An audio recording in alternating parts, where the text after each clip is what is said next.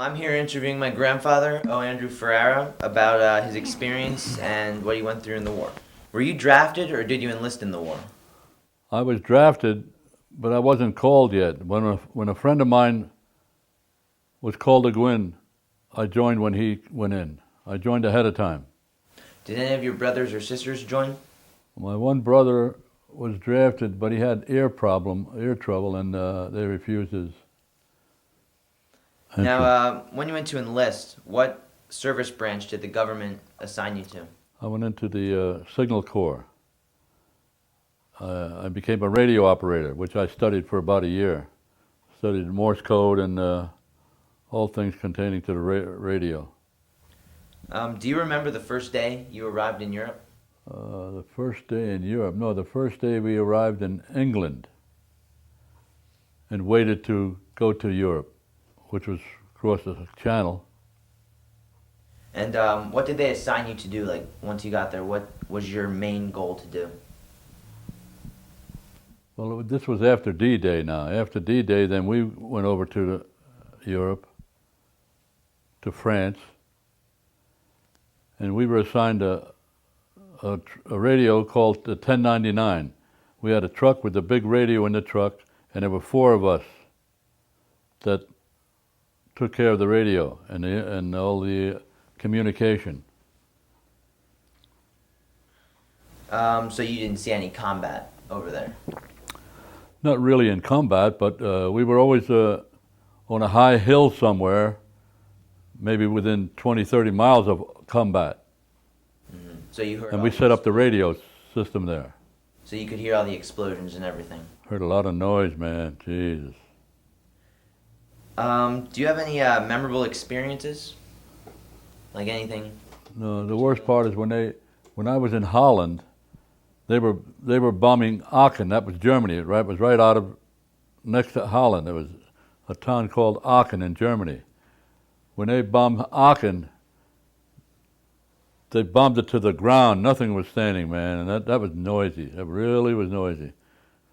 We were in this building where these religious guys lived, Like monks? monks. They were called monks. And that's when they bombed Aachen, and we were only like a couple of miles away. And man, that was the loudest noise I ever heard in my life. Now, you told me you received 4 battle stars for being in certain areas. You received one for being near the Battle of the Bulge, the European, and the European, American, Middle Eastern campaigns. What do you have to do to receive those medals? Just to be in the area Mm-hmm. with a certain vicinity. I don't know what it was. To me it didn't even matter. How do you stay in touch with your family? We didn't get in touch with our family over there. Any letters or No. anything? When I was in the States, we did. My sisters would send letters and cookies and that stuff. But not What was the food like? K rations, man. K rations. To me, they were horrible. Did you have plenty of supplies? Like, you didn't worry about running out or anything? Oh no, of supplies. Mm-hmm. No, and every once in a while we'd find some part of the company where we'd get a warm meal. Mm-hmm. Otherwise, it was K rations. What did you and your the other guys that were with you? What did you guys do to entertain yourselves while you were just waiting? Did a lot of talking, I guess. A lot of talking and just sitting around. Was there anything special you did for good luck? Like, Not really, Steve. Jeez, good luck. Just hoping it would be over. what were all the different places you went while you were in the service? Like, which countries did you go to?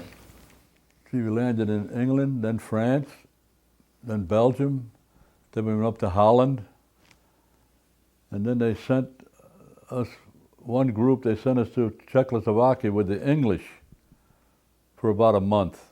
And all we did was check on the radio, sit around listening. Did you keep a personal diary of what was going on? Oh no, heck no. Diary. What did you think of officers or your fellow soldiers? Like, were you really friendly with any particular people? We were all pretty friendly. We would get together. 4 of us were together all the time, and then every once in a while we'd meet our outfit where we'd try to get a meal. Looking for a hill, then we'd run into our outfit. Let's try to get something to eat. Yeah. Now, where were you when the war finally ended? I was in Braunschweig in Germany. And Braunschweig. how long did you actually end up staying in Europe until you finally got shipped home? 6 months longer than after the war was over in August.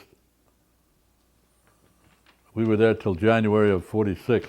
Now, once you got back home, did you go back to work or did you go to school? Went to school, to finish school. I never finished school. Did you make any close friendships while in the service? Oh, heck yeah. Do you stay in touch with all those guys? I still stay in touch with one, Nails Ellis. We were good buddies, and then there was another guy, Stan Sakaris, a Greek. Nails the Jew, Stan the Greek, and me the Italian. I can't remember the Arab's name, darn it. And he's the only one that died, and I can't remember his name. Do you go to any of the veterans meetings or anything? Yeah, every once a year we have our reunion. Every September we have a reunion. So, what did you do as a career after the war, after you went to school? After I went to school, I got married. Did your military experience influence your thinking about war or about the military in general? I became anti, that's for sure, you know. How would you say the service and the experience in the war affected your life? Not too much, maybe a little bitter because I thought it should have been over sooner. And too many people were killed, you know, for no real good reason, I thought. Is there anything you would like to add that I did not ask you about yet? Well, I don't think we should be where we are now in Iraq. You know, they never did find weapons of mass destruction. And we're still fighting over there, and our guys are still getting killed. This guy, he just wants wars, you know. He's getting ready for the next one, and I think it's either Iran or Syria he's getting ready for that. Did you know anything about the Holocaust once you were over there? Never heard a word about it. Not a word about it. And I think that was horrible, man. Because if we would have known about it, I would have been one of the guys. Hey, what are we doing here? Get over there. Stop it, you know. So, do you think that the people higher up in the ranks knew about what was going on? Hell yes. Do anything? Are you kidding? Because the Germans were taking thousands and thousands of them, for crying out loud. Treating them like dogs, you know. They were doing that when we were there. They had to be doing it. If there were so many that they were being taken, it took time, and that happened while we were there. I finished school and got ready to go to Georgetown University. Instead of going to Georgetown, I ended up marrying your grandmom. Chet and Katie said, go to school, we'll take care of everything. Don't have to worry about money, because they paid, schooling was free for the soldiers, you know. But they said, we'll take care of everything. And then I met your grandmom. That's when I figured, well, I better stick with her rather than go to school. But then I ended up having 4 terrific kids, man. To me, that was great, really. When you came home after the war, what did you do with all your uniform, and all that paper? I should have saved them for you, but I didn't. I got rid of them. I got rid of everything connected with the Army. You didn't want to remember it? Nope, that was it. Because I don't even think we should have been in the war, but we were, you know. All right, GrandPop, I want to thank you for letting me interview about your experience in World War II. I'm Steve Farrar. See you later.